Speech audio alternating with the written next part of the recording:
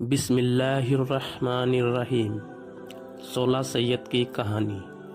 کسی شہر میں ایک بادشاہ رہتا تھا۔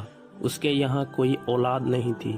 ایک دن صبح سویرے جب وہ دانت صاف کر رہا تھا تب کسی بھکاری کی آواز آئی۔ فوراً ہی بادشاہ نے ہیرے سے بھری ہوئی ایک تھالی پیش کی۔ بھکاری نے منہ پھیر لیا اور لیے بغیر چل دیا۔ بادشاہ کو سخت افسوس ہوا۔ اس نے دربار عام کیا اور بھکاری سے انکار کی وجہ پوچھی۔ بھکاری نے کہا، میں بھانج گھر میں سے کچھ نہیں لینا چاہتا۔ یہ سن کر بادشاہ بہت دکھی ہوا۔ بادشاہ نے فوراً شاہی لباس اتار کر فقیری لباس پہن لیا اور محل سے چل دیا۔ چلتے وقت کہنے لگا، اگر اللہ رب العزت میری عزت رکھ لے گا تو میں واپس لوٹوں گا، اور بیوی سے رخصت ہو کر جنگل کی راہ لی۔ راہ میں 16 سید تشریف فرما رہے تھے۔ انہوں نے راجا کو بلوایا، لیکن راجا نے کہا، میں واپس تب آ سکتا ہوں جب میری امید پوری ہوگی۔ انہوں نے کہا کہ تمہاری امید ضرور پوری ہوگی، تم ادھر آؤ اور سنو، کل 15ویں تاریخ ہے۔ تم غسل کرنا اور سحری کر کے 16ویں کا روزہ رکھنا اور 4 رکعت نفل 16 سیدوں کے نام پر ادا کرنا۔ تیل اور کھجور سے روزہ کھولنا۔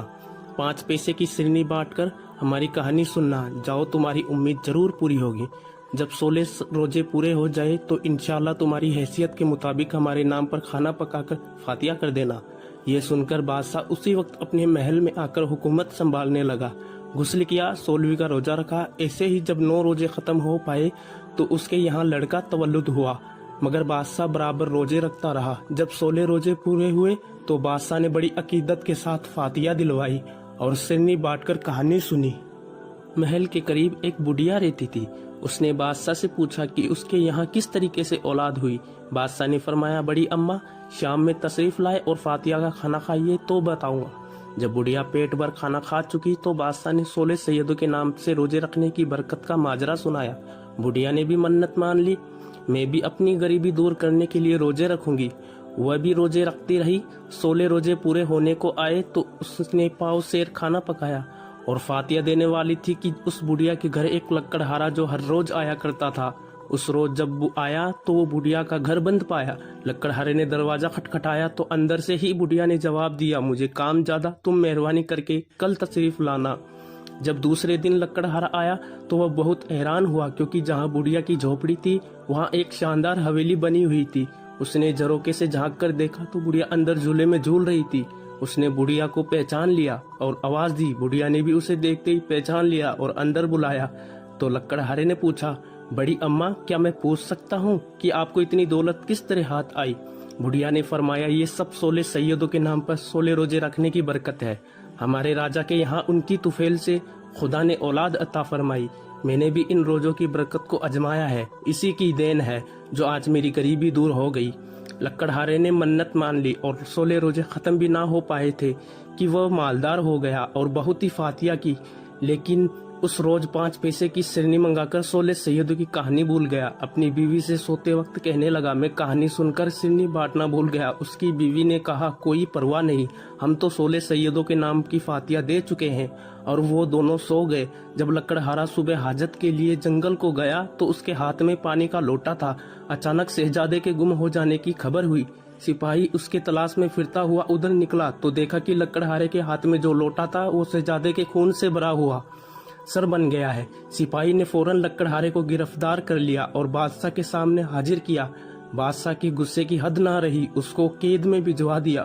قید خانے میں کچھ ہی دن گزرے تھے کہ قوام میں دیکھا کہ 16 سید کہہ رہے ہیں، اے غافل، تو نے ہماری کہانی نہیں سنی اور سرنی کیوں نہیں بانٹی؟ کل 15ویں تاریخ ہے، بھول نہ جانا۔